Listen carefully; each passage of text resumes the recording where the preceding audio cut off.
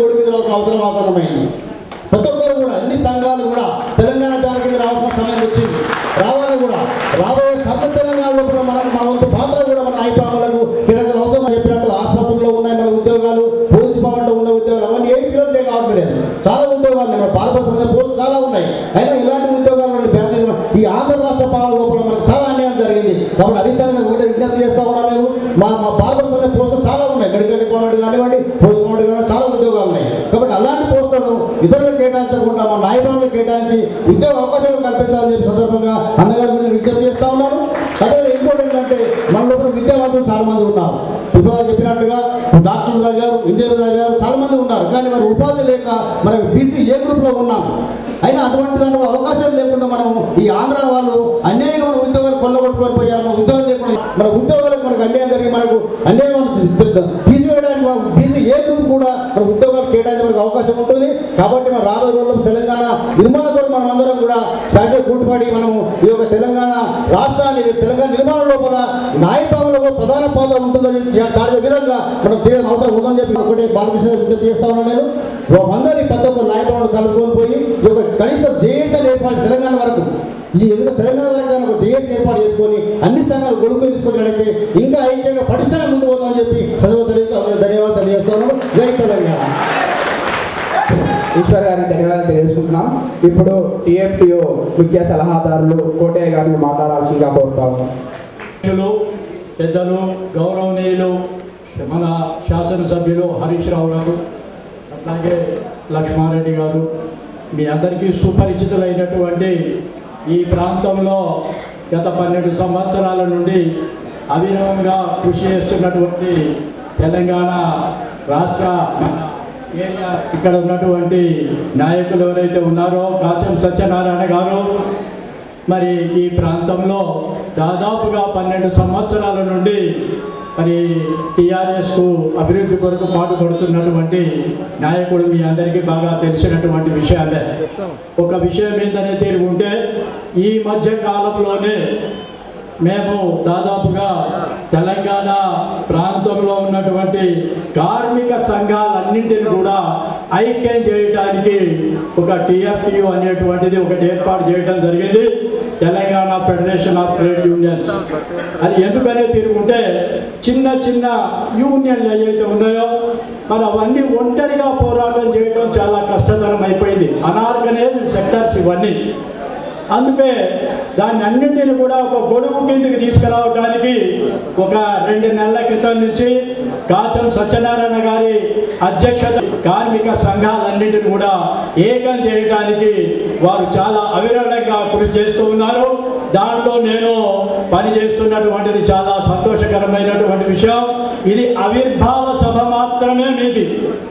ఆవిర్భావ సభ అంటేనే చాలా హౌస్ఫుల్ అయిపోయింది, బయట కూడా జనాలు నిండిపోయారు. బహుశా నేను ఈ మధ్యన చూస్తూ ఉన్నాను, ఈ ఆర్గనైజేషన్ దాదాపుగా 5-6 రోజుల నుండే ప్రయత్నాలు జరుగుతూ ఉన్నాయి. చాలా రోజులు కాదా, ఎందుకంటే నేను టీఎఫ్టీయూ ఆఫీస్కి రోజు వస్తూ ఉన్నాను కాబట్టి చూస్తూ ఉన్నాను. 5-6 రోజుల యొక్క ఆర్గనైజేషన్ తోటే మరి ఈ హాలు సరిపోవడం లేదు అని అంటే మరి ఆవిర్భావంలో ఇట్లా ఉంటే దీని ప్రయాణం ఎంత దూరం వెళ్తుందో దయచేసి మీరు అందరూ ఆలోచించాలి. చాలా వీరోచితమైనటువంటిగా మీ అందరూ ఉంటారని బహుశా నేను కూడా ఇంత ఊహించలే. కానీ మీ మనస్సులో ఉన్నటువంటిది, మీ గుండెల్లో ఉన్నటువంటిది, మీ బాధలన్నింటినీ కూడా ఇప్పటి వరకు మరి మిత్రులు ఎవరైతే చెప్పడం జరిగిందో వాస్తవంగా చూసే తీరుకుంటే ఈ తెలంగాణ ఎప్పుడు వస్తుందా అనేటువంటి దానిపైన ఒక ఆశాభావం ఉన్నటువంటి వాళ్ళకి ఇక తెలంగాణ వచ్చినట్టే అనేటువంటిది ఈ మధ్య కాలంలో మరి మనస్సులో కలిగిన తర్వాత ప్రతి ఒక్కరు కూడా తెలంగాణకు సంబంధించినటువంటి సంఘాలు కానీ కుల సంఘాలు కానీ అన్నింటినీ కూడా ఏర్పాటు చేసుకోవడంలో ఒక నిమగ్నమై ఉన్నటువంటిది, ఒక శుభ సూచకం అనేటువంటిది మీ అందరికీ నేను విన్నవిస్తూ పెద్దలు ఇక్కడికి రావడం జరిగింది. హరీష్ రావు గారు మరి వారి యొక్క సహాయ సహకారాలతోటి ఇవాళ తెలంగాణ ఐక్యపరిచి వాటన్నిటిని కూడా న్యాయం చేస్తారనేటువంటి ఒక ఆలోచన మీలో ఉండటం సరి అయినటువంటిది. వారు తప్పకుండా మీ ఆలోచనకు సరి అయినటువంటి న్యాయం చేస్తారనేటువంటిది నేను వారికి సభాముఖంగా సందర్భంగా విన్నవించుకుంటూ నాయీ బ్రాహ్మణుల యొక్క చరిత్ర ఇప్పటి వరకు మిత్రులు పాటల మీద, పద్యాల మీద, ఉపన్యాసాల మీద ఇప్పటి వరకు మీ కార్యక్రమాలన్నింటినీ చెప్పడం జరిగింది. ఇక వాటిని గురించి చెప్పడం సరి అయినటువంటి విషయం కాదు. కాబట్టి మీ అందరికీ కూడా ఎల్లప్పుడూ కూడా TFTU మరి మీ అందరికీ కూడా ఎల్లప్పుడూ మీ వెనకాల ఉంటుంది. మీ ఒక్క సంఘమే కాదు, నాయీ బ్రాహ్మణుల సంఘం మాత్రమే అనేక సంఘాలను ఇప్పుడు ఐక్యం చేయడం జరిగింది. ఈ తెలంగాణ రాష్ట్రంలో లక్షలాది మంది ఎవరైతే ఉన్నారో కార్మికులందరినీ కూడా ఐక్యం చేసి వారి యొక్క సమస్యల పరిష్కారం కొరకు తెలంగాణ రాగానే మన సమస్యల పరిష్కారం అయితే అనేటువంటి ఆశాభావం మీ అందరికీ మనందరికీ ఉన్నటువంటిది తప్పకుండా జరుగుతుందనేటువంటిది ఈ సభలో మీ అందరికీ కూడా పెద్దల సమక్షంలో జరుగుతాయనేటువంటి ఒక ఆశాభావాన్ని మేము వ్యక్తపరుస్తూ ఉన్నాం. మేము APSRTCలో వాస్తవంగా హరీష్ రావు గారి యొక్క ఆశీర్వాదంతో ఇవాళ తెలంగాణలో ఉన్నటువంటి తెలంగాణ RTC వర్కర్స్ యూనియన్ ఏదైతే ఉన్నదో దాదాపుగా అన్ని సంఘాలు కూడా తుడిచిపోయినాయి. ఇవాళ ఏమున్నది APSRTCలో అంటే ఒక్క తెలంగాణ యూనియన్ మాత్రమే ఇవాళ సజీవంగా ఉన్నదనడానికి కారణం హరీష్ రావు గారి యొక్క కృషి వల్లనే అది జరిగిందనేటువంటిది ఆ భగవంతుని రాజా సంస్కృతులు సెలవు తీసుకుంటున్నారు. జై తెలంగాణ. ధన్యవాదాలు తెలియజేసుకుంటున్నాం మన నాయ బ్రాహ్మణ సంఘం నుంచి. ఇప్పుడు నల్గొండ జిల్లా తెలంగాణ నాయ బ్రాహ్మణ సేవా సంఘం నల్గొండ జిల్లా ఉపాధ్యక్షులు పుచ్చం గారిని, వేముల పుచ్చం గారిని మాట్లాడాల్సిందిగా రాసమల్ల బాలకృష్ణ గారికి, అదేవిధంగా ప్రధాన కార్యదర్శి శ్రీనివాసరావు గారికి, ముఖ్య అతిథిగా చేసిన అసెంబ్లీ టైగర్, తెలంగాణ ముద్దుబిడ్డ అయిన ఎమ్మెల్యే హరీష్ రావు గారికి, అదేవిధంగా సత్యనారాయణ గుప్తా గారికి, వివిధ 10 జిల్లాల నుంచి వచ్చిన నాయకులందరికీ మా నల్గొండ జిల్లా నాయకుల తరఫున ధన్యవాదాలు తెలియజేస్తున్నాను. ఇప్పటిదాకా బాలకృష్ణ కొన్ని రోజులు చెప్పాడు మా నాయకుల సంఘం తల్లి. ఎందుకంటే ఆయన ఒక చిటి మాత్రమే చెప్పిండు. మేము నల్గొండ జిల్లా కాబట్టి గ్రామాలకు కొన్ని విషయాలు చెప్తున్నాను. ఎందుకంటే ఈ రాష్ట్ర ప్రభుత్వం అనుసరిస్తున్న విధానం మూలంగా ఇవాళ నాయకులను రోడ్డు ఇవ్వలే పరిస్థితి ఏర్పడదు. అదేవిధంగా మనం సాగురాల షాపులలో వాడే వస్తువులు కూడా ట్యాక్సులు విధించినారు. అదేవిధంగా కరెంటు ట్యాక్సులు విపరీతంగా పెంచి మన షాపులు బంద్ చేసే పరిస్థితి ఏర్పడదు. ఇది గమనించాలి. హరీష్ రావు అసెంబ్లీలో మన నాయకుల సంగతి ఎందుకంటే ఉచిత కరెంట్ ఇచ్చి చేయాలని కూడా నేను సభాముఖంగా తెలియజేసుకుంటున్నాను. ఇంకో విషయం ఏంటంటే దేవాలయాలు, ఈ దేవాలయాల్లో కళ్యాణ కాడ ఇప్పుడు ప్రభుత్వానికి 84 కోట్ల రూపాయల ఆదాయం వస్తుంది. ఈ నాయకులలో కనీసం వాళ్ళకు వసతి కూడా కల్పించలేదు ప్రభుత్వం. అదేవిధంగా వారికి పర్మనెంట్ ఉద్యోగం కూడా ఇవ్వట్లేదు ఈ గవర్నమెంట్.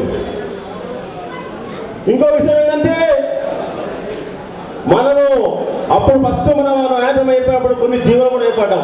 ఇప్పుడు కరపత్రలో 4 జీవులు ఉన్నాయి. జీవులు ఏ జీవులు అంటే 13, 14, 26, 250, 464, 95, 10, 212 ఈ జీవోలు సాధించడం. కానీ అప్పుడు తెలుగుదేశం ప్రభుత్వం చంద్రబాబు నాయుడు కాగితాలకే పరిమితం చేసి పక్క పెట్టిండు. మేమన్నాం, అయ్యా బిడ్డ మేము నాయకులు అందరం ఏకమైతున్నాం, అన్ని సంఘాలు ఏకమైతున్నాం, నీ గడ్డ దించేస్తానని కూడా సభాముఖంగా ఆయన రోజు తెలియజేస్తున్నాను నేను. ఎందుకంటే మా నాయకులు అంత తీసుకోకు. మేము మా దగ్గరికి అన్ని పార్టీ వాళ్ళు వస్తారు, అందరు వస్తారు. 10 విషయాలుగా తెలుసుకుంటాం. 10 మంది ఎప్పుడు తెలుసుకొని మేము అన్ని సంఘాలు కలుపుకొని తెలుగుదేశం ప్రభుత్వం నింపినాం. ఇప్పుడు కిరణ్ కుమార్ ప్రభుత్వం, కాంగ్రెస్ ప్రభుత్వం కూడా అలాగనే మా మీద కొన్ని జీవోత్పత్తి ఇంతవరకు చేయలేదు. ప్రైవేట్ పోస్ట్ ఇస్తున్నారు. ఎలిగేషన్ చదువుతామని చెప్పినాము, చదువులో కనీసం మాకు సౌకర్యం కూడా ఇవ్వట్లేదు.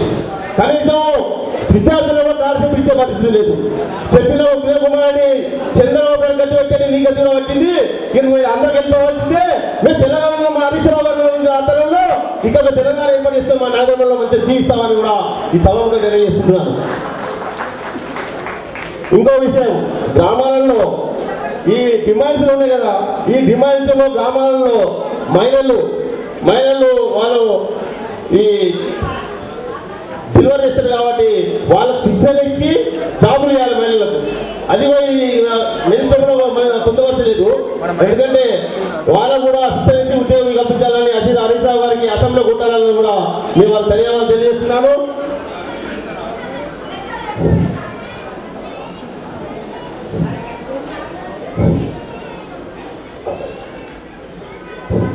గతంలో ఈ నాయకులలో రుణాలు పొందిన వాళ్ళు కూడా మొత్తం మాఫీ చేయాలి. ఎందుకంటే ఈ సభ అధ్యక్షులు అదేవిధంగా హరీష్ రావు కూడా ముఖ్యంగా ఏంటంటే ఈ తెలంగాణలో అందరికీ కూడా మీరు కొంతమంది లోన్లు ఇస్తున్నారు, లోన్లు కూడా మాఫీ చేయాలని కూడా ఈ సభాముఖంగా తెలియజేస్తున్నాను. ఈ అవకాశం ఇచ్చిన పెద్దలందరికీ ధన్యవాదాలు చేస్తూ మరోసారి జై తెలంగాణ నాయకుల సంఘం, జై తెలంగాణ నాయకుల సంఘం. అందరికీ మాదిగలో తీనోరు చేసినది తంగడి చెక్క భంగపడ్డది, కార్పొరేటు కంపెనీ రాకతో మంగలి కత్తి మూలబడ్డది. మన చేతి గుర్తుల చేతులిరిగినాయో, నా పల్లెల్లో నా చేతి గుర్తుల చేతులిరిగినాయో, నా పల్లెల్లో నా గ్రామ స్వరాజ్యం కంగలో నవాయే, ఈ దేశంలో నా గ్రామ స్వరాజ్యం కంగలో నవాయే, ఈ దేశంలో నా పల్లె కన్నీరు పెడుతుందో కనిపించని గుర్తదా, పల్లె కన్నీరు పెడుతుందో కనిపించని గుర్తదా, తల్లి తల్లి అయిపోయిందో కనిపించని గుర్తదా, తల్లి తల్లి అయిపోయిందో కనిపించని గుర్తదా. మొట్టమొదటిసారిగా ఈ దేశంలో పుట్టిన బ్యూటీ పార్లర్ ఏమైనా ఉందనంటే అది మన నాయి బ్రాహ్మణుల షాపే. కానీ అలాంటి షాపుల్ని మరగదప్పి the Habib international beauty parlour centre రాత్రి పూసుకొని పోండి అది వాడు బోర్డు పెట్టగానే నిజంగానే మనకు కూడా ఏం పాప అమ్మాయికి వాళ్ళకు కూడా ఏమనద్దు. వాడు నిజంగానే మంచి చేస్తారు కావచ్చు లోపలికి దూరుతారు. మనం 200 చేసే పని వాడు 2000 చేసి పంపుతారు. అప్పుడు చల్లగానే ఉంటది. కాబట్టి అవన్నీ కూడా తెలంగాణ రాష్ట్రంలో కార్పొరేట్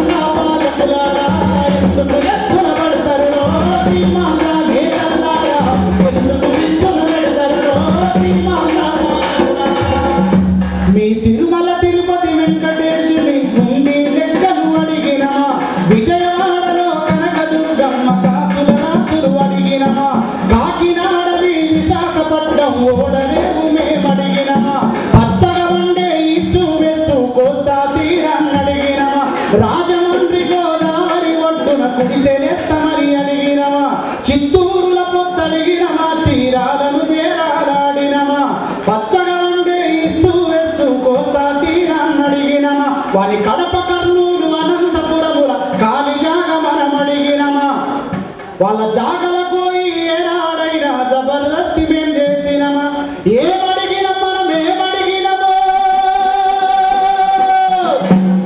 ఉల్కరేది పక్కరేదా ఒక్కటి కూత పెడితే అయితే కథ కాదు ఇది అందరూ ఓర్ల ఆడపాటి ఓర్పాటి ఓర్ కావాలి ఏమడిగిన మేమేమడిగినము నీ తల్లి గారి ముళ్ళు అడిగినమా